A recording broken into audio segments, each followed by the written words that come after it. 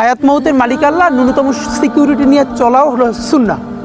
কিন্তু আমাদের লড়াইটা হলো, আমার মা স্বাভাবিকভাবেই কান্নাকাটি করেন, আমার পরিবার সবাই। তো আমি আমার মাকে বলেছি যে দেখো, মানে আমরা যে লড়াই নেমেছি, আমার একটা মনে হয় কি, কোনো রাজনীতিবিদের না বাসায় মৃত্যুটা হইতে পারে না, এটা কোনো ভালো মৃত্যু না। যিনি রাজনীতি করেন, যিনি লড়াই করেন, যিনি বিপ্লবী, যিনি সংগ্রামী, তার মৃত্যুটা হবে একটা সংগ্রামের মধ্য দিয়ে, একটা রাজপথে, একটা গ্লোরির মৃত্যু।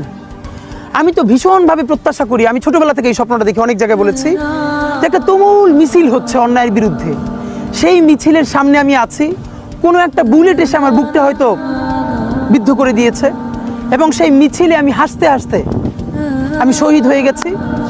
এবং সবাই যখন মৃত্যুটাকে ভীষণ ভয় পায়, আমি তখন হাসতে হাসতে আল্লাহর কাছে ভীষণ সন্তুষ্টি নিয়ে পৌঁছতে চাই যে আমি একটা ন্যূনতম ওই জীবনটা লিড করতে পারলাম, যে আমি একটা ইনসাফের হাসি নিয়ে আমি আমার আল্লাহর কাছে পৌঁছতে চাই।